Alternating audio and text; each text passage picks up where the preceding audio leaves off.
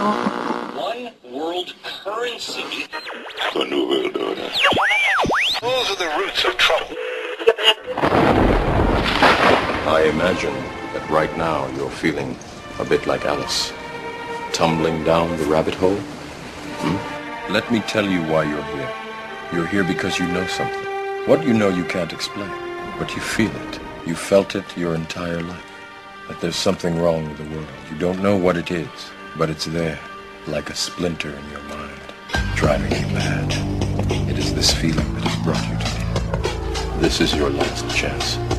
After this, there is no turning back. You take the blue pill, the story ends. You wake up in your bed and believe whatever you want to believe. You take the red pill, you stay in Wonderland, and I show you how deep the rabbit hole goes. All I'm offering is the truth, nothing more. For we are opposed around the world by a monolithic and ruthless conspiracy that relies primarily on covert means for expanding its sphere of influence, on infiltration instead of invasion, on subversion instead of elections, on intimidation instead of free choice, on guerrillas by night instead of armies by day. It is a system which has conscripted vast human and material resources into the building of a tightly knit, highly efficient machine that combines military, diplomatic, intelligence, economic, scientific, and political operations. Its preparations are concealed, not published. Its mistakes are buried, not headlined. Its dissenters are silenced, not praised. No expenditure is questioned, no rumor is printed, no secret is revealed. But I am asking your help in the tremendous task of informing and alerting the American people. And now, welcome to another episode of Down the Rabbit Hole. Here's your host from federaljack.com. It's Popeye. Ladies and gentlemen, welcome to tonight's live edition. It is Monday, May 6th, 2013. Tonight, I'm going to be getting into a slew of different topics, including Syria and what looks like to be escalation towards World War III over there, with Israel bombing sites inside of Syria, saying, "Oh my God, it's imperative to our own national security that we do this." Blah blah blah blah blah. I'll be getting into that. I'll be getting into the supposed use of chemical weapons in Syria, which is really what I want to focus on. And it makes one wonder, because the attack from Israel, and which is an escalation of violence, but it's also interesting how quickly they shift the media attention to that and don't focus at all about the supposed use of chemical weapons, and the whatever little coverage you see here in the Western media, the American media, the CIA, NSA controlled media.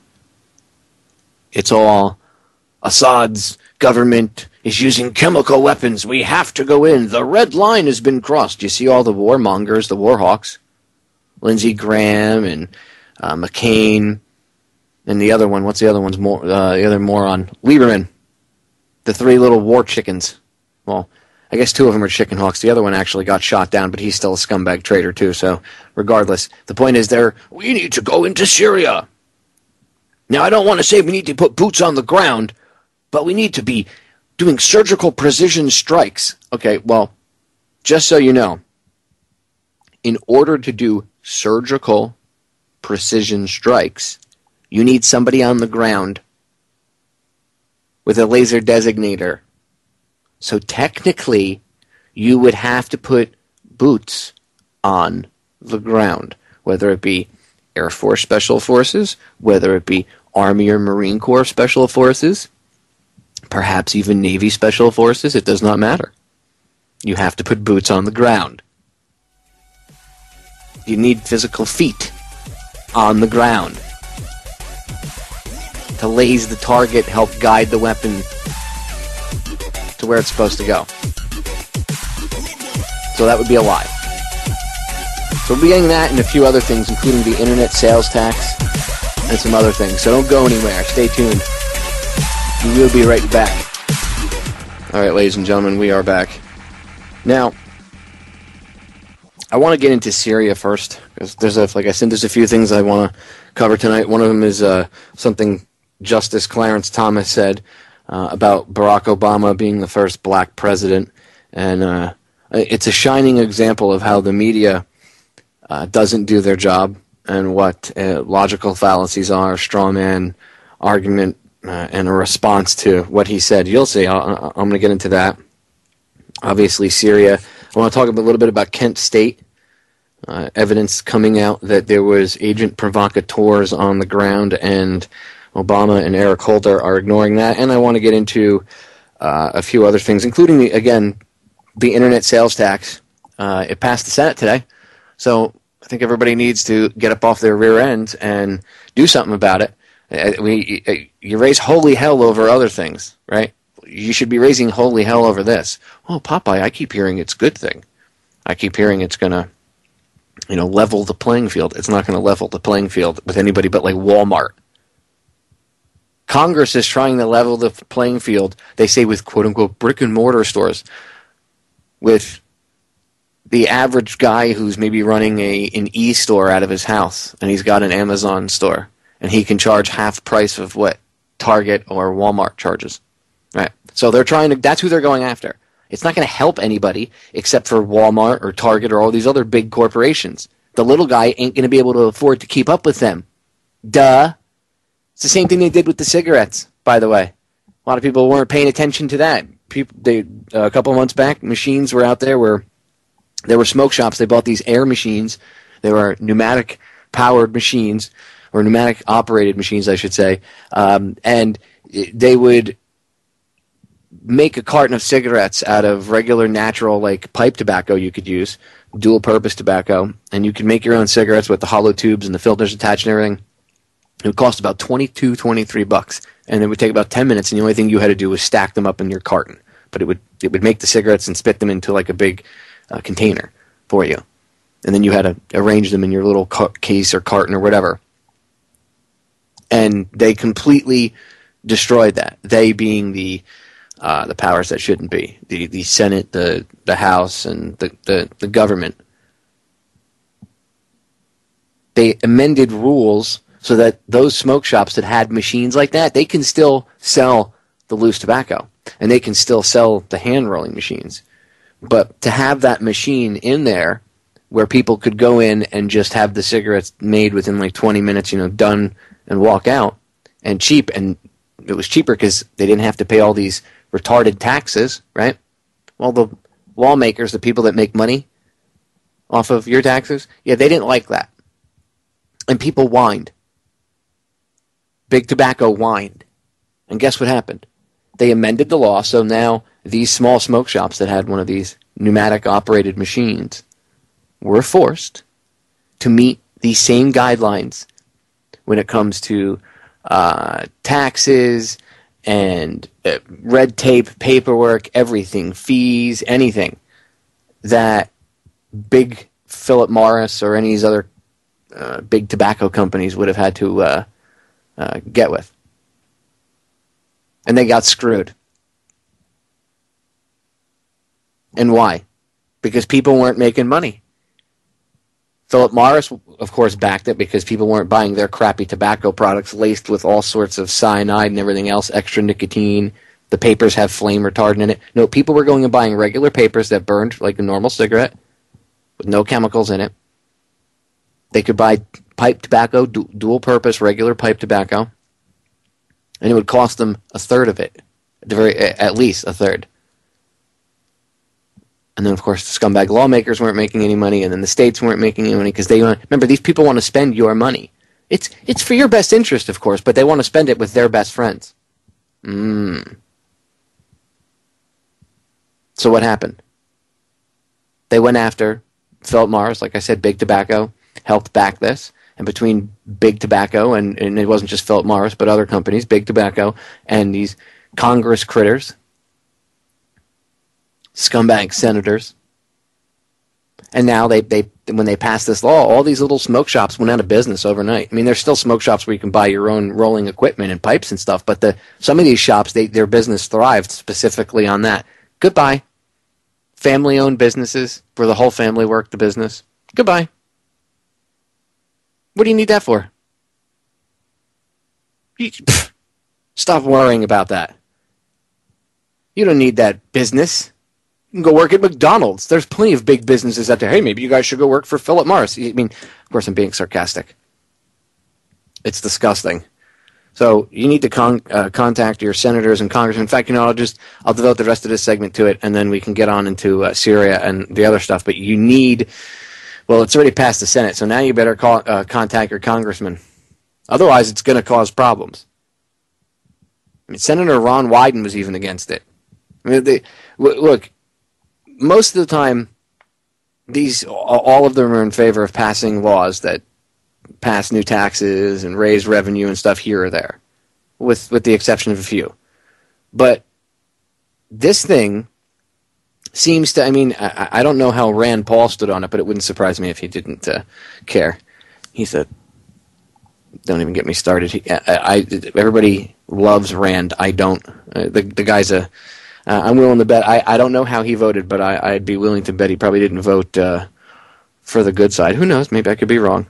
But anyway, like I said, I'm not perfect. Anyway, I want to play this clip really quick because you need to hear. It's only about 2 minutes, but I want you to hear what actual senators, who you would think like Democratic senators would just, toe the party line because they're presidents in office and do the thing. But there's even people on that side of the aisle, if you want to buy into that whole garbage, stepping up to the plate and saying, this doesn't look like a good idea. It looks like it's going to screw the little guy again. Because it is going to screw the little guy again. So let's take a listen. Whether by purchasing handmade jewelry from Etsy, a sweater from an independent retailer on eBay, or some vintage vinyl from a Portland record shop, millions of Americans each year utilize the internet to purchase products from online retailers. Next week, however, the United States Senate is going to consider legislation, the Marketplace Fairness Act, that forces internet retailers to collect the taxes for states that they have no presence in. When I look at this bill, I see three major problems. First, if passed, the Marketplace Fairness Act will force an online company to collect sales taxes for every other state, city, and county in the union. A huge, huge burden on new and innovative internet companies and a fundamental violation of the principle of no taxation without representation. Second, the Marketplace Fairness Act could very well be called the Shop Mexico, Shop Canada bill. There's a major loophole in the bill that imposes a new tax collecting regulations on American internet companies, but none at all on foreign internet companies that sell goods and services to consumers in American states with sales taxes. The bottom line? I have to pause that for a second. Only American companies get penalized. But Canadian and Mexican companies don't. Well, that could cause a problem and a ruckus. So, out of that chaos, I wonder what kind of order they could bring. Oh, perhaps an economic trading partnership between the three countries? Maybe another push towards the American Union? Just one more step, perhaps? If you're a wholly overseas retailer shipping into this country, the Marketplace Fairness Act gives you a leg up over American employers. And the third problem is the precedent that internet companies have to enforce laws established outside their legal jurisdictions. This precedent is going to give other countries like China and the EU the green light to seek to impose their laws on our internet businesses. Those laws would go way beyond taxation into even more fundamentally un-American notions like the censorship of free speech, restrictions on commerce, and limitations on political or religious activity. All of this is most certainly not a recipe for the innovation that you and I have championed. I'm trying to slow the march to a vote. I can't stop it outright myself. The internet, once again, needs your help to push back against this unprecedented effort to apply local laws to a worldwide medium. That hasn't worked in the past, and it's not going to work now. And, of course, unfortunately, I didn't find this video, actually, until earlier today, but I noticed it was on Senator Wyden's YouTube channel. 61 views. 61 views since it was put up last week. How many views did a stupid video about a kitten sleeping get? And yes, ladies and gentlemen, I think kittens are cute and puppies are cute. I have cats and dogs. I love animals. Anyone that knows me knows I'm a big mush when it comes to animals. But that doesn't mean that I think a video of a cat snoring or falling asleep should get 10 million hits over the course of a 3-day period, and a video of a senator explaining why you need to contact your representative and tell them, no, we do not want an internet sales tax. We really need to do something, because if this passes, do you know how many small mom-and-pop places are going to go out of business? You don't think so? Okay. I could argue that point with somebody, but there's a lot of people I've had this conversation with. Oh, I think it's good. You know, it'll help. We can do more things. The government can do more things. Raising taxes on things is never a good thing. 1. 2, this does not level the playing field. Not in the favor of the people that you would want it to anyway. It levels the playing field in favor of people like, again, big name companies, big corporations. I won't be able to sell those hard drives that we do anymore because I'm not paying sales tax to the local area where I live in the county, and the state I live in doesn't collect sales tax, but I wouldn't give sales tax to the county or to the federal government for those things. We really don't make any money on them anyway. If I did that, I'd have to charge even more for what we charge for them. Shipping went up already. We had to raise the prices a while ago because shipping went up about a year ago. And people got irritated. And I got messages and I got emailed about it. And I don't make any money off them. I just do it as like kind of a service to help people get the truth out and get information out and all the stuff that I've archived over the years out. Right? I'd have to pay sales tax on it. Now, can you imagine somebody that, like, look at Jones. We'll use his. He's a perfect example. His operation, they wouldn't be able to sell like his T-shirts for like $19 or whatever. He'd have to start charging even more, because now he's going to have to start. He's going to have to hire somebody just to keep like an accountant or team of accountants, just to keep up with people that buy his shirts, because he's based out of Texas, but somebody could buy his stuff in Vermont. So now you got to pay the local county tax in Vermont too. I mean, that's ridiculous. And all these little local greedy a-holes that are like, yeah, it's so great, and they're clapping, oh yeah, we'll have more money. Very good. You're helping in shutting down business across this country, businesses. And you're helping stifle innovation. The reason why the internet has been so innovative, especially in the past like 10 or 15 years with the different companies and the different technology and stuff, is because of the freedom that people have had using it. And now that freedom is being taken away, and everybody's too busy paying attention to retarded things. Or too distracted with the Boston bombing and the two brothers.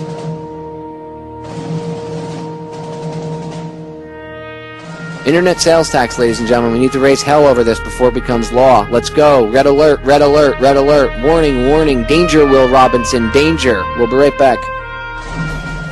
All right, ladies and gentlemen, we are back. This segment is quick, so what I will do is, coming back in the long segment, I want to get into Syria, and I want to cover that a little bit, give you my thoughts on it, my analysis on it, rip apart a little bit of audio, and then we'll continue that into hour 2, and then I want to rip apart this whole thing with, like I said, Clarence Thomas, and I have another piece of audio that I want to play for you as well, just in case people think it's a good idea to go attack Syria and get embroiled in just another war based on lies about weapons of mass destruction. Really weapons of mass distraction, but I digress. Anyway, before we get into Syria, I want to cover one more thing about the internet sales tax, because I can't say this enough. It is going to hurt small businesses. It's not going to help them. It's going to hurt them. The only people it levels the playing field is it allows Walmart to compete with somebody like that. As if Walmart doesn't make enough money already. Or Target, or the rest of these corporations don't make enough money already. And if they don't, and if they can't compete, it's because maybe they're greedy and there's a little bit too much of a markup. Well, we have to mark it up because we have so much overhead. Then cut your overhead. Your business model sucks. And you're going after the little guy because they can compete with you because they're smarter. And rather than change up the business model, they go to their politician buddies and make it illegal. Or make it much harder via the law for you to be able to compete with them. And they call it the Marketplace Fairness Act.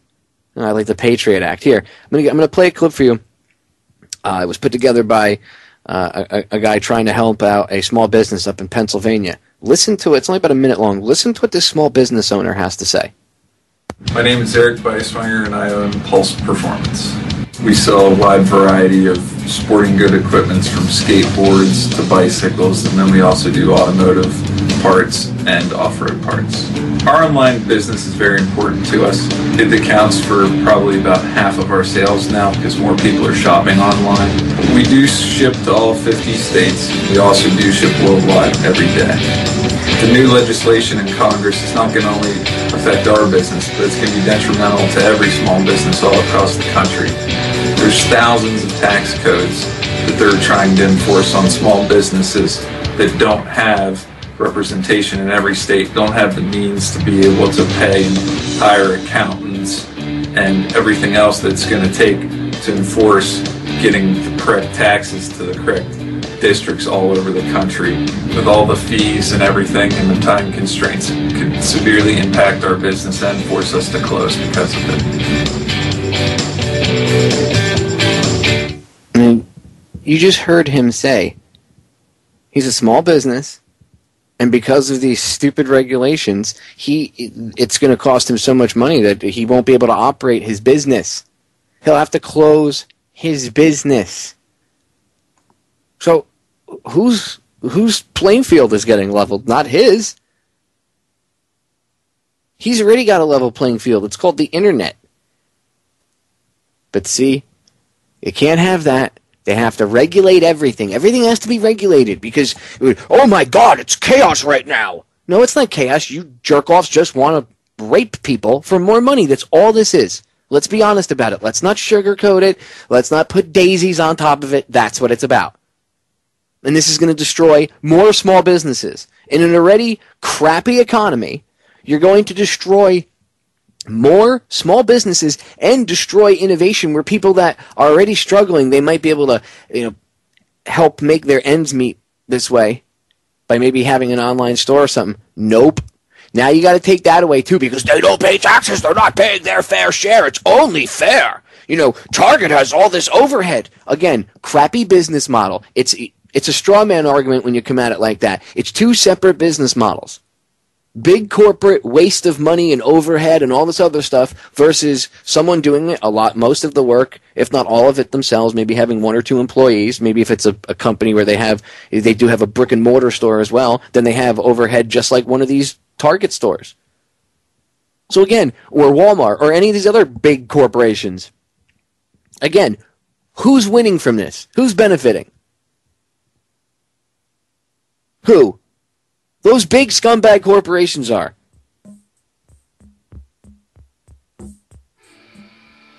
And it's also taxation without representation because you're being taxed. If you're in one state and someone's buying something in another state, you're being taxed on the state that they live in, but you don't have any representation in that state. Unconstitutional. We'll be right back. All right, ladies and gentlemen, we are back. I want to get into Syria.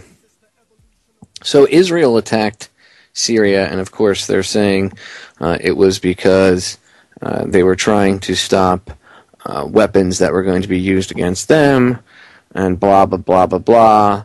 And Hezbollah and the weapons were going to be supplied to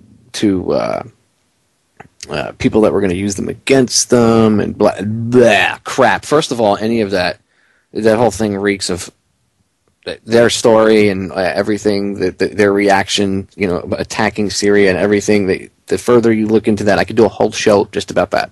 Okay, I really could, and I want to focus on that. I'm going to get into that further during the week, but I know I'm not going to have enough time tonight to cover that and the chemical weapon thing. And I want to cover the chemical weapon thing first. I know. Oh my God, Israel attacked Syria, sovereign country, starting World War III. I agree. Horrific, really not good precedent. And I want to get further into it. But I'd also like to get somebody on. I'm trying to see if I can get a guest on. A certain guest I'm looking into, I'm trying to work on behind the scenes to cover both these topics, but that really deep specifically, because I want to do it justice. Anyway, for time constraint reasons tonight, I'm not going to have enough time to go. I wouldn't have enough time to do it justice, right? So it needs to be looked at. Attacking one nation, attacking another nation. They're violating. Meaning Israel, is violating Syria's sovereignty. And I think it's interesting how the attack is supposedly for something else, right? It's got nothing to do with the civil war, but it just so happens to be going on during their civil war. But it's for something related to, it's affecting Israel and their security, so they have to take care of themselves, and it's okay. But it just so happens to be coincide with rebel strikes and everything else. So to me, it would look like Israeli air support for Al-Qaeda in Syria. So that's interesting. Think about that for a second. Israeli air support for rebel, quote-unquote rebel, which is Al-Qaeda. Al-Qaeda attacks, ground attacks, inside of Syria. By the way, TSA molests you, your wife, and your kids at the airport to protect you from Al-Qaeda, remember? And they want to take away, they want to register black powder because Al-Qaeda could buy black powder, and oh my God, terrorists could get guns, and they want to take all your freedoms away because oh my God, terrorists, and oh my God, Al-Qaeda. And Al-Qaeda's in your underwear drawer. Your neighbor could be Al-Qaeda. Veterans are Al-Qaeda. Oh my God, oh my God, oh my God, oh my God. But we fund them in Syria and in Libya. Openly, anyway. I mean, you have to go look who created Al-Qaeda anyway. Al-Qaeda means the database. Means the base. If it had Matlumat attached to it, it would mean, if it was Al-Qaeda Matlumat, it would say in Arabic, the database, which was nothing more than Al-Qaeda was a database of, it came from a computer database that housed all the names of the Mujahideen fighters. Ooh, Cobra, get G.I. Joe, American hero, just, ugh. Anyway, so a couple months ago, I was talking about this, and I got into the fact that I got information. I'm trying to think how to put this to protect the person, because I didn't mention the person's name on air or anything. Let's just say someone inside. I know people that are still in the military, and they gave me, and I said this on air, they gave me inside information, we'll say. Well, not really inside information. They just said that they knew. I guess you could say it's inside information. They knew that chemical weapons had been transferred over from the United States military to the Syrian rebels. Like it doesn't really, I forget, I have to go back and listen, and this is about 5 or 6 months ago, and I forget exactly, I don't even remember if they said where they came from, but I know it might not have even been the United States government supplying it, like their munitions. It could have been somebody in NATO's, but it was the United States military that helped facilitate its entry into Syrian rebel hands. The non-lethal munitions that we're giving them help with, right? The non-lethal help. Mm-hmm. And this was like 5 or 6 months ago. I've talked about this with multiple people. And I said if you ever see a push for chemical weapon attacks in Syria, think completely false flag. Lie, lie, lie, lie, lie, right? Well, what's the White House's reaction to this whole thing? They say it's Assad. It's Assad's government using chemical weapons against the innocent people who are fighting their tyrannical government. Yet, that's not really the truth. The truth is that, A, the Syrian people largely back their government. Now, I'm not saying that Assad is a great guy and that their government is awesome in every respect, but they certainly could be worse. And it certainly isn't our responsibility or our duty to go in there and overthrow their government. I mean, Americans are like, well, you know, it is kind of our job. No, it's not your job. What would you do if China decided it was their job to overthrow our government, people? Well, that's different. No, it's not different. That's the problem. Everybody always assumes it's different when it doesn't apply to them, because they don't have that frame of reference. They've never had to go through it. Well, it's different. This is America. That would never happen here, Popeye. Come on, this is America. That's different. It's not different. We don't have any place in Syria. It's none of our business. Okay? Anyway, I said like 6 months ago, and I'm not saying, well, I predicted this. I'm pointing this out for a reason, because it's important, because it shows that for 6 months, not only myself, but others have been saying, hey, warning, warning, if they say chemical weapons in Iraq, or excuse me, listen to me, Iraq, if they say chemical weapons in Syria, you see how easy it is to get the two myths of WMDs mixed up? Okay, I didn't really mix it up. I kind of did that on purpose. Create a sarcasm, trying to prove a point. You get it? You understand where I'm going with this? Okay. So, what does the White House say? You know what they said? We don't think it was the rebels. We think it was the Assad government. We stand by that. And that's our position, basically. And I'll play you the audio. It's about a minute. Little Jay Carney, little dweeb. But they never really... First I'm going to play you that, and then I want to play you the report from that RT did on the thing, because they actually went and they not that I think RT is the greatest, but they're the only news agency that's reporting something other than Assad did it. At least here inside the United States. When you go outside, everybody else is saying, it looks like the rebels did it. You know, UN reports saying, looks like the rebels did it. And in fact, in the clip I'm going to play from the Western media here, and it's about a minute long, it's Carney and his reaction and his interaction and then reaction with a reporter and to the reporter's question. But the reporter doesn't really press, and nobody else in the press corps presses any further on it, at which they should have. And of course, because the press corps is afraid to ask tough questions, because then you get thrown out and it's hard to get access. I know the whole deal. But they're not really doing their job as reporters. Anyway, he kind of softballs the question. And he says, his answer is, well, you know what, I'll let you hear it. Rather than sit here and paraphrase Carney, I'll let you hear the little dweeb in action himself. Here you go. Some discussion today at the UN, an interview given to, I believe, Italian TV or radio by one member of a commission looking into what happened in Syria on chemical weapons, suggesting that perhaps chemical weapons activity was conducted by rebels. The commission then distanced itself from that. Do you guys have any view on where that stands right now? Sure. Well, as you said, the Commission itself, the Independent International Commission of Inquiry on the Syrian Arab Republic, has put out a statement clarifying that the Commission has not reached any conclusive findings regarding the use of chemical weapons in Syria or who used them if they were used. The fact of the matter is, as we have said, and I have said many times, we are highly skeptical of suggestions that the opposition could have or did use chemical weapons.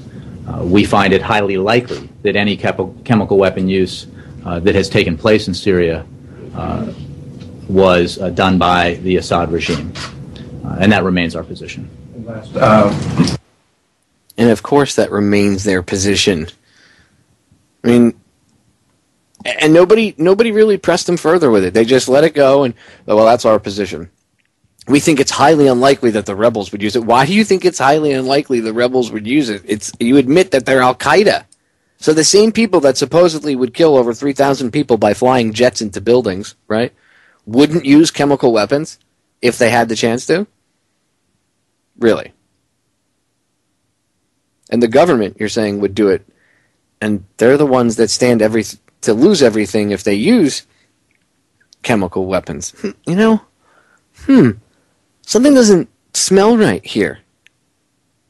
The Assad regime knows that if they use chemical weapons, that's just going to give the U.S. and NATO and all these other countries that want to, or whoever the powers that shouldn't be can wrangle up, right? A coalition of the billing.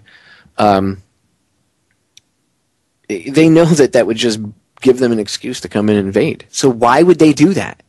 Doesn't make any sense, ladies and gentlemen. Think about it. We got a few minutes before we go to break. I want to get in as much of this audio from this next clip as I can, and then I'll finish it up in the next segment. But this is, you heard the minute response from Carney in the White House on this, right? You heard them say, "Oh, well, we think it was just this report, and the people that did the report was one person, and the people that did the report, came out and they changed their statement." Let's look at a little bit longer, more in-depth answer to the questions about whether or not Assad or the rebels could have used chemical weapons and what this report from the UN says. Shall we? A leading UN investigator says there are strong suspicions of rebels in Syria have used the deadly nerve gas sarin during the civil war. But Carla Del Ponte also insists she has seen no evidence the government has resorted to the use of chemical weapons. Those claims are in contrast to an earlier statement by the US, who has accused President Assad's forces of using them and threatened to take action. RT's Gaina Chichikan reports now from Washington. UN human rights investigators say, based on the evidence that they have, the rebels in Syria have used the nerve agent sarin. This is a major development which comes at a time when the Assad government is being accused of having used chemical weapons. And so this investigation, which says that in all likelihood the rebels have used chemical weapons, challenges the narrative which is dominating in the media here, and that if chemical weapons were used, they were used by the Assad government. There has been an intense buildup of tension around the issue. As President Obama said, the use of chemical weapons by the Assad government would be a game changer, although he did specify that the U.S. had no hard evidence to accuse the Assad government of doing that. Now, this Geneva-based UN investigation is believed to be separate from the investigation into the alleged use of chemical weapons in Syria in the middle of March. Assad forces and the rebels blame each other for that. Damascus has requested a UN mission to investigate the incident, but the investigation is being stalled because in addition to investigating that specific incident, the UN chief now demands access to all facilities in Syria, and there are concerns that this inquiry could thrust the UN into the center of a possible hunt for weapons of mass destruction, where it faces the ghost of Iraq. The fear again is that politics may get ahead of facts. I'm going to pause it right there because we're coming up to the break. On the other side, coming right back in because the next segment is a short, quick segment. I'm going to come back in from break with the clip playing. I'm going to lead right back into where we left off so I can fit in as much as I can so you can hear a little bit more truth about what's going on over there instead of, oh my God, Assad did it, we need to invade. We'll be right back. And for more, joining me now live is Eric Denessé, Director of the French Center for Intelligence Studies. Eric, thank you very much indeed for joining us right now. If it's confirmed that the rebels have used chemical weapons, from your point of view, where would they have got them from? Well, it's very difficult to say. Probably they have stolen them in some Syrian stock, but they could also have been received the gay sarin from foreign countries, because we don't know what the Qatari are supplying them or no. But for us, it's not really a surprise, because for months, I would say for 2 years, we say that all the time we are faced with a very huge disinformation campaign against against Bashar regime, even if as French people we say Syria is not exactly a perfect democracy, but we spend all the time saying that we have not to believe most of the information coming around about Syria. Western powers, meanwhile, have repeatedly claimed to have evidence suggesting President Assad has used chemical arms. Is it likely to be true, in your opinion? You know, all the Western powers, I mean, above all the USA, UK, and unfortunately France, they are looking for any occasion to attack or to organize something against Bashar al-Assad. But it's absolutely stupid because the Damas and Bashar, they don't have any interest to use chemical weapons because they control more than 90% of the territory. They are in a position where they are going to win the war against the rebels, so they don't have to use chemical weapons because it would be absolutely counterproductive. So every time we receive some information saying that the Bashar regime is using chemical weapons, we are very, very cautious because we don't believe that kind of information. The US and their allies have threatened action should Assad use chemical weapons. Why are Western powers saying nothing about what would happen if the rebels use them? But because all the Western powers are supporting the rebels, and I mean, we are doing the policy of Qatar and Saudi Arabia in this country, and this is absolutely awful and stupid, and we are fighting against this stupid diplomatic position, specifically in France. Above all, because we are fighting the jihadists in Mali, we are fighting the jihadists in Somalia, and we don't understand why we are supporting this kind of group in Syria. We also know that the U.S. position is evolving day after day. Some day they want to organize something very strong against Bashar. Sometimes under some Israeli influence, they are much more cautious. But it's very difficult to understand what the U.S. really wants. And it's always very funny to hear them to say that they are going to do something strong against Syria if the regime is using chemical weapons. They don't do anything years ago when Saddam Hussein was using gas against the Kurds and the Shia. Do you think these latest UN findings, if proven, could change Western rhetoric then? I hope so, because there is a lot of data, a lot of information, a lot of testimonies of people coming back, who are coming back from Syria, who are not specifically supporters of Bashar regime, but who are strong Syrian patriots who want the peace for the countries. And they say, we always prefer Bashar than the chaos, and the chaos for them is what will happen if all the Salafi and Jihadi groups are going to take the power in Damas. So we hope that step by step, because of the success of the military operation of the Syrian army, and also from the testimony from the people who are not involved in one part or the other, that the truth about what really happened in Syria is going to be understood everywhere. All right. Eric Denise, Director of the French Center for Intelligence Studies. Eric, many thanks indeed for your views.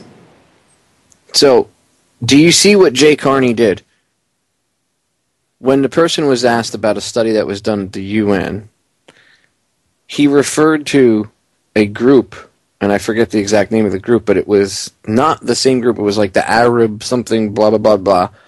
And I should remember, but I don't. But the guy that you just heard on RT, was from a different organization. And from RT, and this is the European Bureau, this is what you're hearing out of there. Much different than what you're hearing out of the Western media. That is the propaganda piece for the people who want to invade Syria. Ladies and gentlemen, are you seeing what's going on? This is like Iraq Part 2. Weapons of mass destruction lies. A push to get into war, invade countries. We don't want boots on the ground, but we want to put bombs in, we want to put planes in the sky and drop bombs. Well, that requires boots on the ground, gentlemen, and you know that.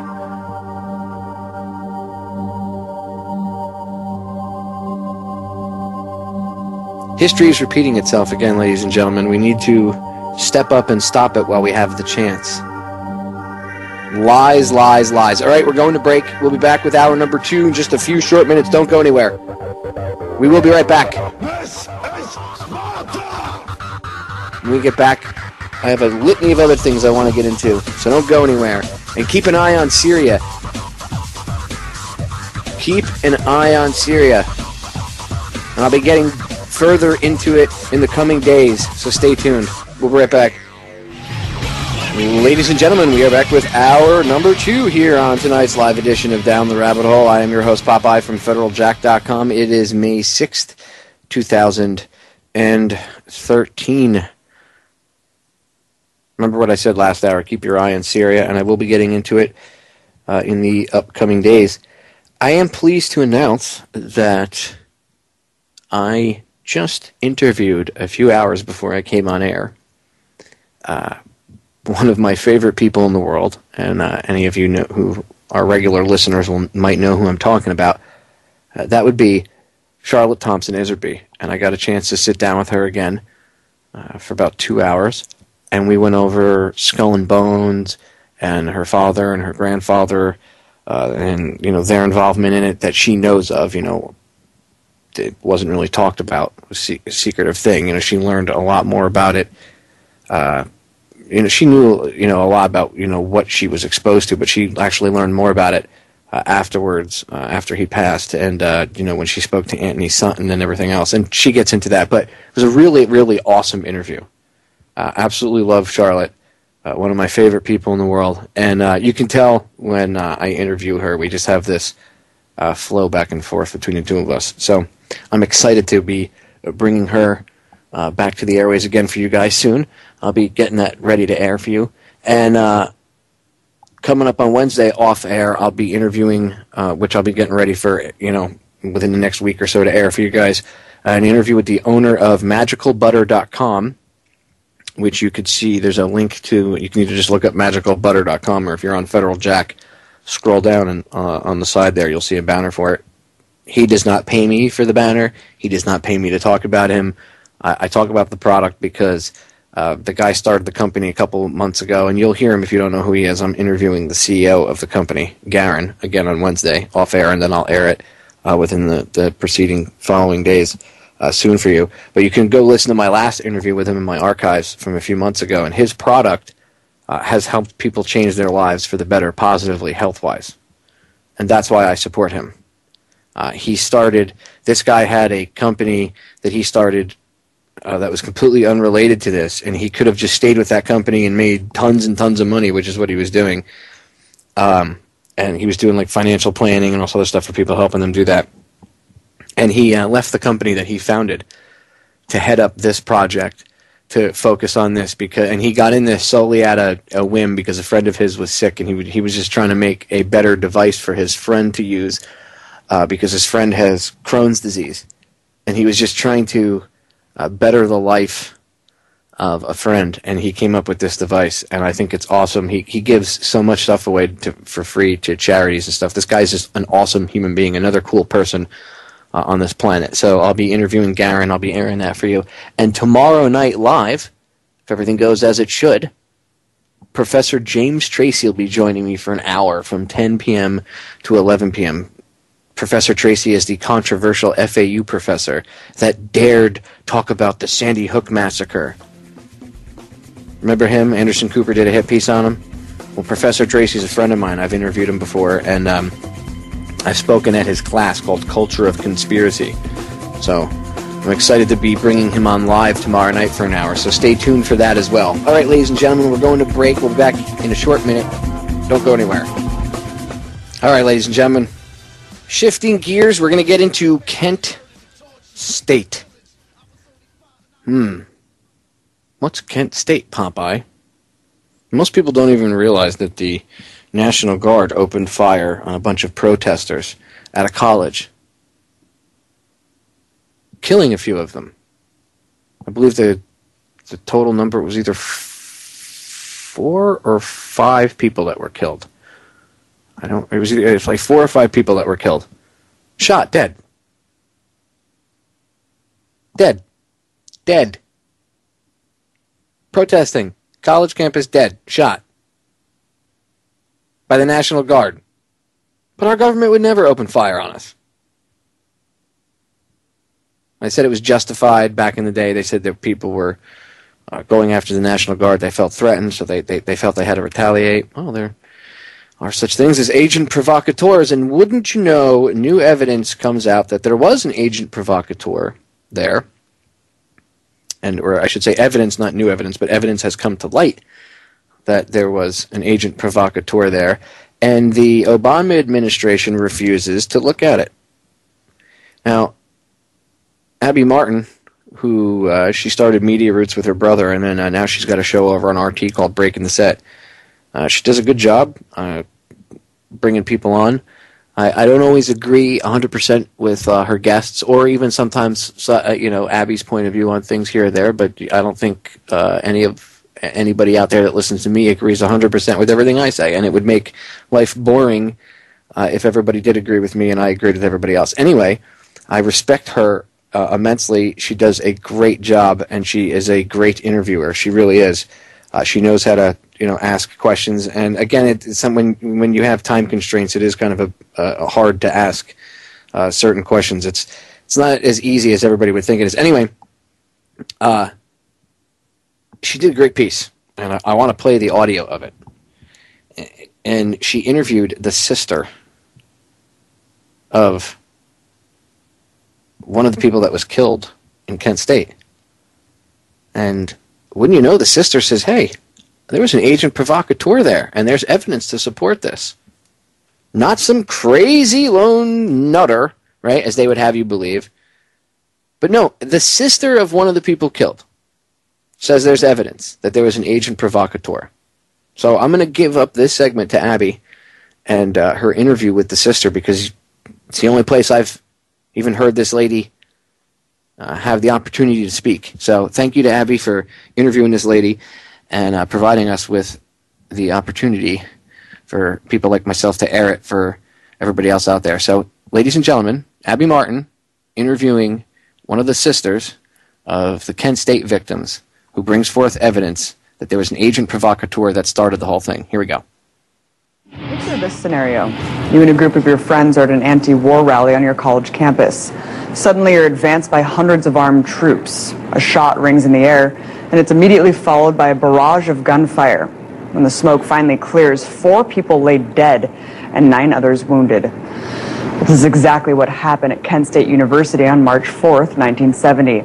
This past weekend marked the 43rd anniversary of this dark chapter in American history, where National Guard troops shot 67 bullets in just 13 seconds, killing 4 unarmed college students. And at the time, Kent State became a substantial turning point in the anti-war buildup against the Vietnam War.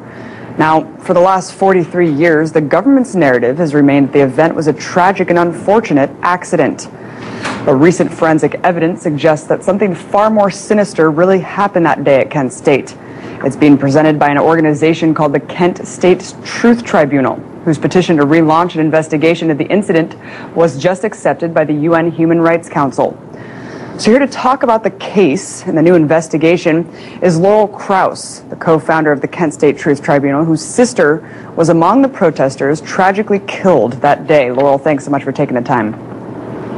It's my honor to be here. So what is the forensic evidence that disproves the government narrative of what really happened that day? In 2010, a internationally acclaimed forensic expert, Stuart Allen, analyzed the Kent State Struby tape. He was commissioned by the Cleveland Plain Dealer and took a look at the tape for the first time from a digital point of view, using KGB software to make it go faster, slower, inhibit sounds, enhance sounds. Basically, he found the Kent State order to shoot, which had been denied for 40 years, along with 70 seconds before that command, 4 low-caliber pistol shots fired by the Kent State sniper, Terry Norman, who was also working for the FBI. So just so people understand, the government claimed before that they heard a shot fired, which was their reason to open fire on the students, correct?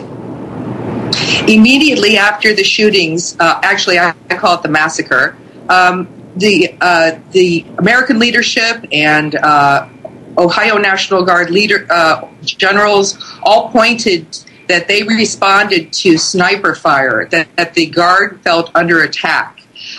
They also said that the students were overrunning them. There's no photographic evidence or video evidence of that.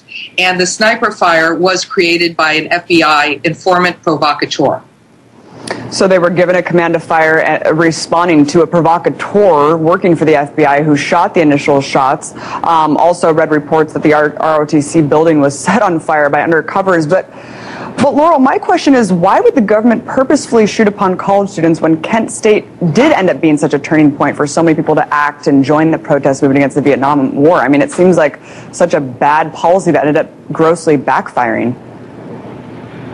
Well, what happened is the United States at that time, and President Nixon announced it, they were going to be having they were announcing the Cambodian invasion on April 30th, 1970.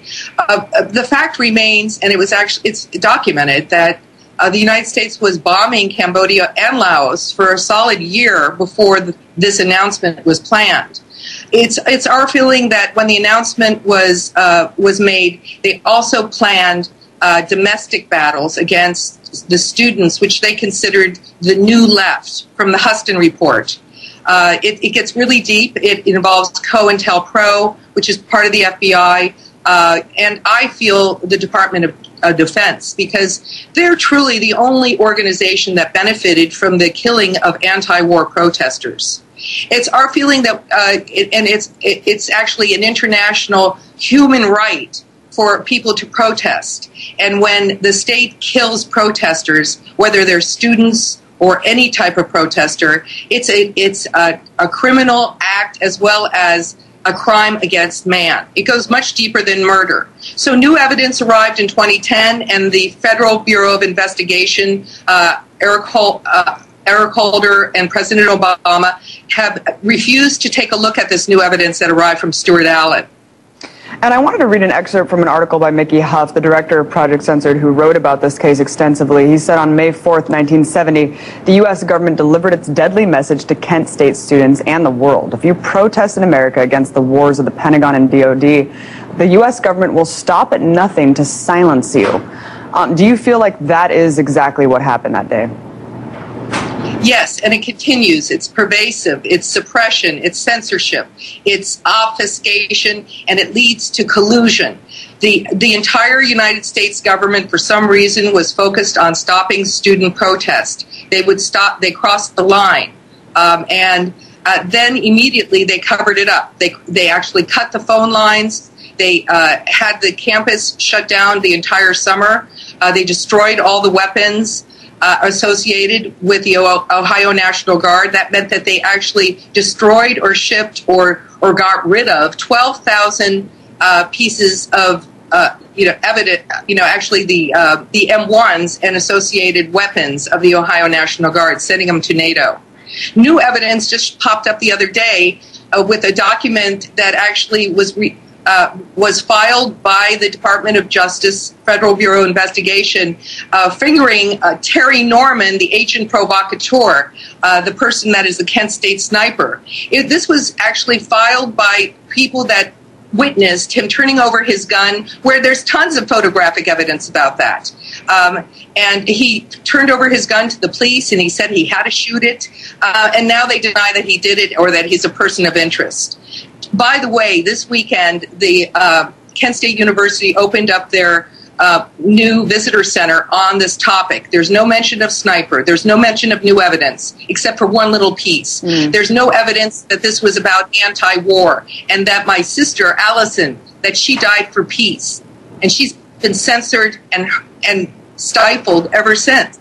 The story of Kent State has never seen the light of day. Well, historical revisionism at its finest. We see that with the Bush Library time and time again, and of course with this new Kent State memorial or whatever is being built. And we're still seeing dissent being crushed with these less than lethal rounds, as it's advanced over generations since Kent State. Who has been facilitating the cover-up? I know that you said Obama had refused to see the evidence, but since Kent State, I mean, obviously there's been an effort to reopen the investigation. Who has been covering this up? Well, it's a moving target, and that's how it works, and that's why they're successful. They basically just they say one thing and then they say the opposite of that one thing. Every time it's been tried in a court case, it had to be tried on civil rights. My sister's civil rights? Come on now. I mean, did she get murdered by civil rights? No. She was murdered by the state. And they have everything to lose because they were sloppy, they were arrogant, and they have censored everything. The reality is truth always emerges. It's coming up now. It has a force of its own, and we're happy to see that truth is coming out, and maybe justice will be done soon. Well, it's ironic it's ironic that they said that it's a civil rights case. Of course, certainly on her end, she was just practicing her civil rights, the First Amendment, and she was murdered for it. And I wanted to really quickly get to this new investigation that's being initiated. What is going on with it?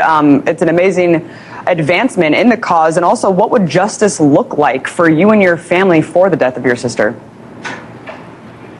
Well, there's been no redress, accountability, or apology for Kent State. In fact, they've kicked us in the shin since day one. Everyone associated with Kent State, the witnesses and participants, anyone that was harmed by it, was chased down by J. Edgar Hoover's FBI for at least 10 years following. They indicted 25 people, the Kent 25. Basically, none of this shows up at this visitor center. So it shows us that they continue to obfuscate. They continue to try to sell this cover-up that is, lame and untrue and holds no truth. Basically, this weekend was the big rollout for the visitor center. Oliver Stone actually did an amazing presentation on the truth as he sees it. And he pointed to Terry Norman as well as the efforts to contain this. And I believe he said the legacy of Kent State is blood. And so what's happening with the investigation that the UN just accepted to hear? Oh, yes, that's our good news. In February, we submitted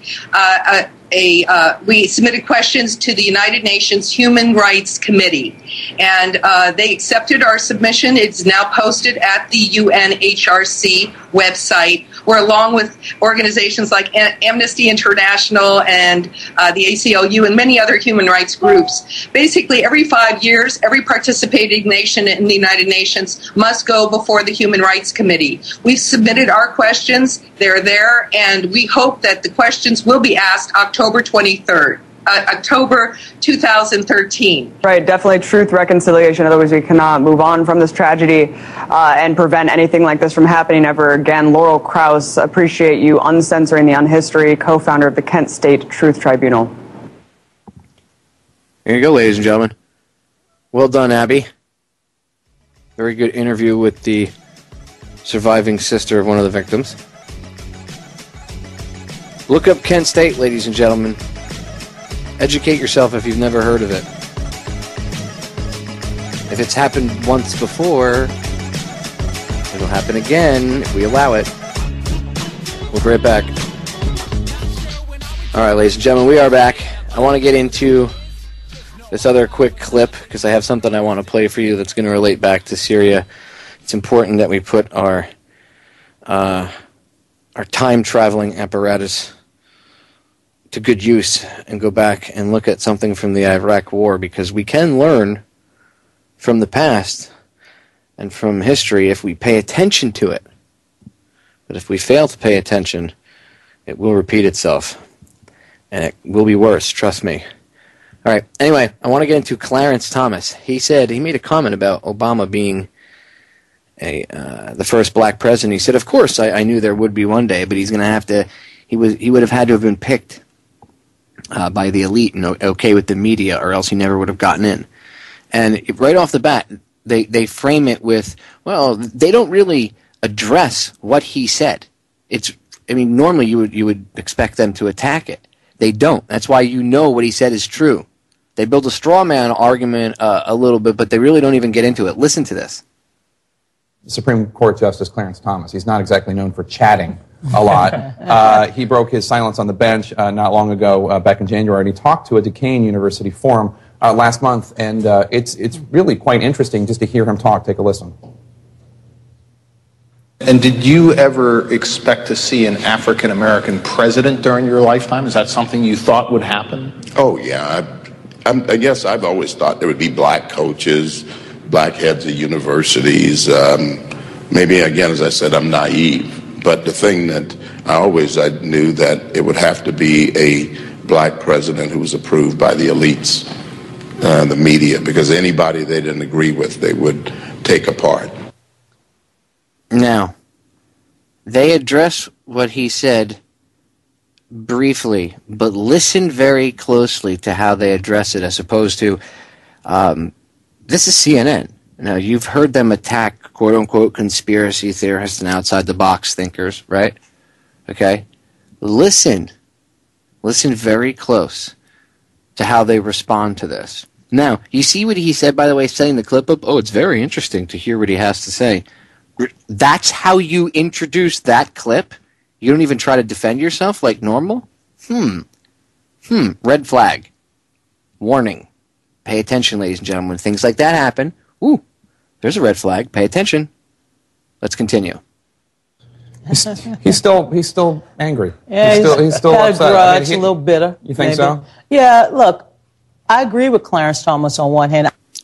Ad hominem, right off the bat, they try to say his opinion, they're trying to set in your head his opinion doesn't matter because he's angry that Obama won. Why would a black Supreme Court justice be mad that a black guy became the first black president? See the game they're trying to play? I never thought I would see an African-American president in my lifetime. We're both Southerners. But on the other hand, you know, there was talk at one point about Colin Powell possibly running, Condoleezza Rice, and clearly Reverend Jesse Jackson paved the way in many ways, along with Shirley Chisholm, for us to have this moment. African-American voter registration shot up over the last 3 decades. But, you know, Clarence Thomas is a sort of unique individual. He has a position in history as well as the second African-American to serve on the United States Supreme Court. Let's hope that he's not the last African-American to serve on the court. I don't think he will. Yeah, well, he was pretty personal there, I think, in the sense that he voices a lot of, I think, what is a frustration that many conservatives have, which is that, you know, someone like Barack Obama, when he was coming up, because he was seen as he was painted as by liberal media as more of a moderate, as more of a unifier, whereas conservatives like him have always been painted as divisive. So I think there's a lot of frustration coming out. But that's also the case when you don't talk as much. When you finally do, you build up so much anticipation that every single statement he makes is then, you know, atomized and then dissected. Susan? Yeah, but of course, one thing, if Clarence Thomas thinks that the media's preferred candidate always wins elections, not really the case. I mean, there have been any number of candidates that the media has not been a big fan of that have won. Maybe we might see one tomorrow in South Carolina. Certainly, Governor Sanford can't feel that the media has been very friendly to him. You see, they built, it's a complete straw man argument. Complete straw man argument. He never mentioned the governor. He said the president. So that last lady's response is invalid, and the rest of them didn't even, all three of them, including the host, never mentioned the word elite. They went after the part where he said the media. So you can see their handlers, these Bilderbergers, Zionist, Rothschild, Rockefeller scumbags, right? And the other Illuminati bloodlines. I don't even have to go any further. They expose themselves for the shills they are. Whole argument invalid. We'll be right back. All right, ladies and gentlemen, we are back. I would be remiss if I talked about Syria and I mentioned the fact that the media is pushing the same lies that they try to push pretty much to invade any country now. Weapons of mass destruction, freedom, blah, blah, blah, blah, blah. But especially the weapons of mass destruction lies. The push for an invasion of Syria. I want to go back in time. Because as they do this, as you see this push by certain politicians, the powers that shouldn't be, their media mouthpieces, as you see this push for war, bloodshed, war, it reminds me of Iraq. And I've done multiple broadcasts on Iraq, not just one or two or even three, but recently I did a 3-part series for the 10th anniversary of the invasion of Iraq. And during one of those broadcasts, I believe it was the first one if I remember correctly, I played a piece of audio that I'm going to play again for you guys tonight. And I also played this piece of audio before, so if you're a long-time listener, you might recognize it. Anyway, it's important for you to hear this.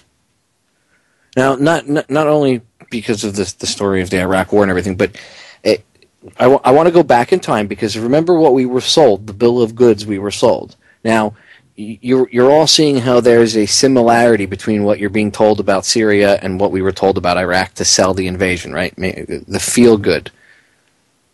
Sell it to the people, the feel-good story, right? Well, let's look at the outcome in 2005, 2 years after the initial invasion. March 17th, 2005, a PR wing of one of the branches of the Iraqi Mujahideen released a video. And of course, you'll never see this stuff but on the internet because most of these sites were taken down. They called them terrorist websites at the time. And all these guys are dead. From the person that got this to me said that most of these guys were killed. But by the time they had found the video, these guys had already been wiped out. But it's interesting to hear what the narrator has to say, okay, about who they're fighting. And it's like a message to the American people. And I want you to hear this because, again, it's the push for war with Iran, the push for war with Syria. It's the same playbook they use. So if they're going to use the same propaganda they did the last time to sell this, let's look at the outcome. Because obviously now we have a frame of reference to go back to with Iraq, right? To look at what could happen. So let's go back and let's listen to what they had to say back in 2005. And not only will you get a little bit of a history lesson about Iraq, but the important part is, remember that you can extrapolate what you hear from him saying this and put this onto the people of Syria, not the faux rebels, not Al-Qaeda, but the real people of Syria that do stand with their government and are being killed. So here we go. We wish to share with you our thoughts on the events we experienced, as well as what the future may bear. And despite the madness we have endured and still, we see no harm in presenting you with the criminal nature of your newly re-elected emperor. Despite our belief that the elections were flawed, we know now that when there is a close tie between the candidates, there is something wrong. Some in our ranks believe that any candidate from any side of the spectrum are two faces of the same coin. You, the people, have said your word in what is claimed to be a democracy, and thus have chosen a leader who claims to represent your vision. It is your right to lead the world, as it is the right of any nation which chooses to do so. Yet this does not allow you to conquer others. There is a belief of a large number of our people that a lot of the facts do not reach you, facts that may be classified as unsuitable for the general public, facts that are twisted to gain a positive image here or there. Nothing new to an emperor who represents deception, lies, crimes, half-victories and total defeats. Your administration, time after time, lied and presented you with achievements directed by Hollywood and performed in Iraq. You have elected these criminals, and thus you are responsible for their actions. We hope that your future decisions will be based on reason and belief, for your emperor tomorrow will mirror the image of America to the world, and by his actions will your empire be measured. And for the first time in history, a mafia of the weapons plants represented by Bush, oil companies represented by Dick Cheney, and the Zionists represented by Paul Wolfowitz and Richard Pearl hijacked the United States of America in an ingenious plan to control the world. This type of administration is exactly what Benjamin Franklin once warned of.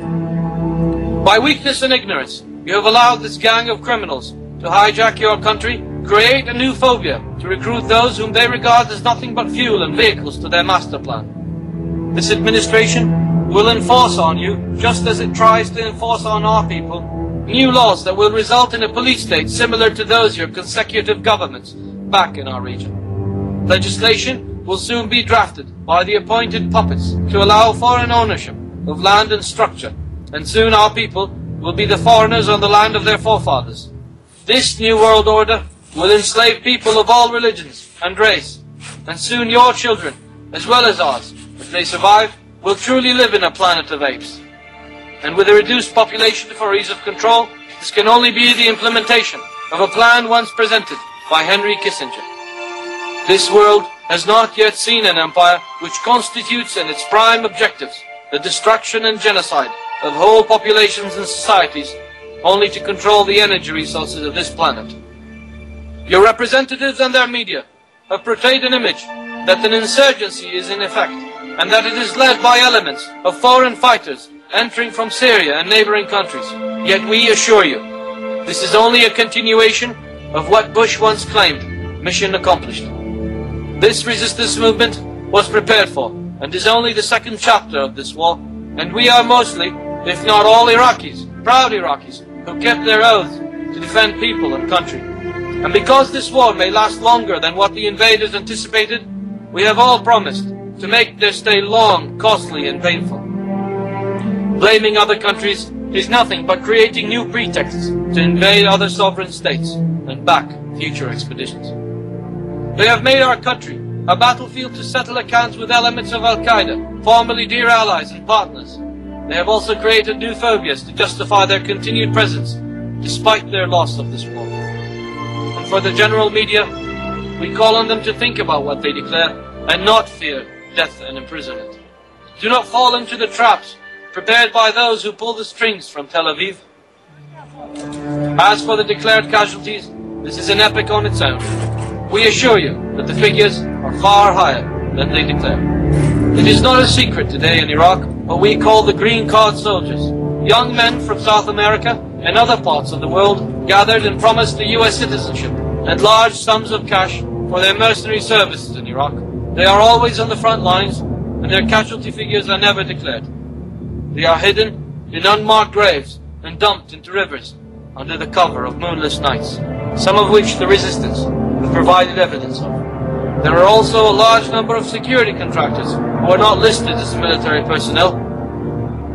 To us, it is one thing to be tricked into this war, but it is totally different to come here and fight someone else's war. After the failed American elections in Iraq, they will now play the sectarian card. They are already sending their mercenaries to destroy churches and mosques alike in order to prepare the ground for civil war. They will train more and more local traitors to conduct police operations and detention raids on anyone who does not accept democracy, performed at the muzzle of a barrel. The local mercenaries will also act as sandbags to their masters when we choose to strike. The non-conduct of your troops has also taken its toll on our people. It has created resentment and disgust. They dismiss these war crimes as isolated cases, yet the figures are always on the rise. What's more are scandals of Abu Ghraib, poker, and the use of chemical weapons on Fallujah, and only God knows what's to come. Life under dictatorship is far more safer than behind the bars of your democracy. Have you not asked yourselves, where are the weapons of mass destruction?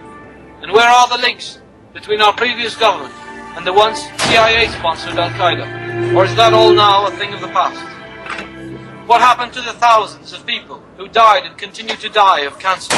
Women who give birth to deformed babies, caused by the effect of your military's depleted uranium shells. Since 1990, thousands on both sides of the conflict have suffered unknown illnesses. Many have died since then, and others lack medical attention. Large parts of Iraq will be radioactive for millions of years to come. And if we were to return this radiating material to the US and Britain, we would be no different than those who use them. May we ask you, why do you think the British government decided to set foot only in the areas of the south, where the resistance is still partially active? They have left the difficult areas for your boys to suffer. This deal was accepted by your government, only to form a purely cosmetic alliance with a nation that still strives for the glory of its imperial past. They have turned the land of the free into a camp of capitalist slavery, and then changed the home of the brave into a printing house for papers they call dollars, and guarded it with enormous military might. This administration, which claims that you have re-elected, has brought on more humiliation and insults to each and every one of you than any other government in your short yet tremendous history. And as odd as it may seem, we advise you to take matters in your own hands and rid this world of such criminals, or any form of government which resembles the neocons in their aims. Form a third party if need be. Appoint those who resist preemptive war as true representatives of the people before it is too late. And if demonstrations and protests are not heard, use and protect what is left of your constitution and correct matters by force. This world awaits your move.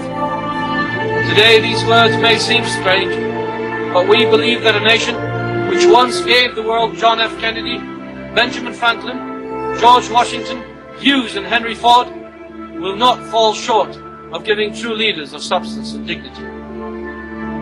This war has taught us that one man on the field can change the outcome of a day. One man who believes in true freedom can do what nations put together dare think of. We share these thoughts with great honesty to those of you who spent days and nights trying to prevent this war, timeless efforts to prevent this real Holocaust. To all of you we say, thank you for your time.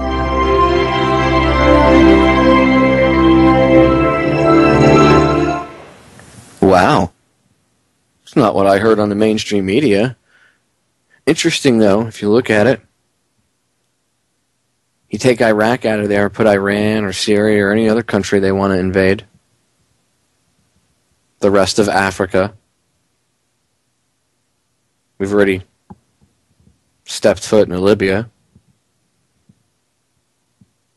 Ladies and gentlemen, this is real. Okay? This is, what you just heard is real. No wonder they call that terrorist propaganda, or they called it terrorist propaganda, and they still would probably, but they called it that back in 2005, and all those websites were taken down, remember? They used to talk about these terrorist-supporting websites, putting out terrorist videos. We got to take them down. We need stronger internet protocols. Remember all that stuff?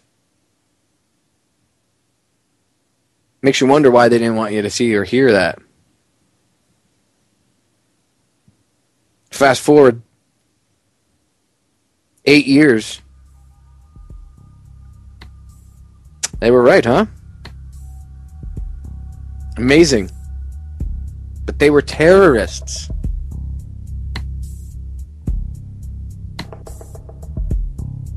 We'll be right back, ladies and gentlemen. No more war anywhere.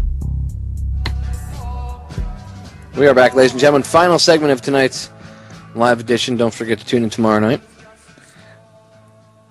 The reason I played that clip, and I've played it for multiple different reasons. Again, bringing just attention to the lies of the Iraq War. But the Iraq War is a huge, huge reference point to look back on and go, okay, well, we tried this once, and it didn't work out the way that we thought it would, and it turns out we weren't quite accurate, and rushing the judgment based on emotion is not really a good thing after all, and maybe we should stop it. Problem is, a lot of people think that we were justified in going into Iraq. They think Iraq had something to do with 9/11. So the reason I do shows on Iraq and exposing the war crimes and the lies and things like that are obvious. But the reason I played the video tonight is because history is going to repeat itself again with Syria, if we allow it, and don't keep forcing the issue and exposing lies, because that forces, believe it or not, exposing their lies and their garbage forces the Obama regime, I won't say administration, I'll say regime, because that's what they call it, like dictators in other countries, so the Obama regime, right, what reinforces their push for more war is people's ignorance of the facts of the previous ones. So if you really don't know anything about Iraq or anything like that, right, you don't know the truth about it, you might be more apt to buy the lies, to help the people of Syria. So I use things like that video And you can find it on the download section, on the Reality of War section. You can download it and listen to it yourself if you want. It's under the title, Just Who Were We Fighting in Iraq? But I used it tonight. It's like putting up one of those huge spotlights when like a club or a restaurant or somebody want, new business, car dealership, they want to advertise, and they rent those trailers with the spotlights on it. That's what that is, okay? And what it does is it gets people to focus back on the Iraq War for a second, and knowing what you know now about it, and looking at this and saying, wow, this was made in 2005, and listen to what this guy is saying, and look where we are today, okay? Taking a step back to 2005, not only having that reference point, but then going back to 2005 and looking forward to where we are today. Wow. Much different perspective, huh? So that's why I played that. And that's why I bring up the Iraq War when I talk about Syria, Iran, or anything else. And Afghanistan too, but especially Iraq, because Iraq is a perfect example. With Afghanistan, they try to use the myth of bin Laden and al-Qaeda hiding in Afghanistan, but with Iraq, it's just blatantly lies. I mean, in Afghanistan and 9/11 aside, you'd have to argue the reality and the truthfulness of 9/11, right? In order to win the argument of the Afghan war with somebody who might be asleep or might not be fully awake or apt to maybe be receptive to this information. Whereas the Iraq War was blatant lies, and anybody with half a brain can look at it and go, yeah, they... it doesn't matter if you don't want to get political because you were in the military, or you don't want to be quote unquote disrespectful, that PC crap that's been bred into you. Most anybody can figure out and realize that they were lied to, and that we were all lied to about this. Okay? Anybody with half a brain can realize it. So by going back and looking at things like that, again, with you have the frame of reference of being able to go back and look at it, and now you can also look forward to where you are today and see everything that's happened in between. It's amazing. Do we need to let this happen again? You have the gift of hindsight this time, whereas last time we didn't. They always say hindsight's 20/20. Well, let's not just cheerlead another invasion into any country based on emotion. You heard some factual information here tonight that the evidence, and this is from the UN report, right? Who hates back in the UN, but their report says that it's more likely that the rebels used it than the Assad government, and that there's evidence that does support there is some evidence that supports the rebels using it, and no evidence that supports the Assad government using it on their people. Let's use logic before we cheerlead another war, people. We don't need any more dead civilians in another country. We don't need any more dead people from this country. We don't need any more dead people anywhere in the world, any more depleted uranium, any more of this garbage. Stop it. I'll rip off Susan Powder from the motivational workout chick with the shaved head from the 90s. Stop the insanity. Borrow her old tagline for a minute. Stop the insanity, ladies and gentlemen, and pay attention to what's going on. All right, ladies and gentlemen, we're out of time. That's it. But only till tomorrow. So till then, stay strong. I love you all. I'll catch you again tomorrow night at 10 p.m. I'm out.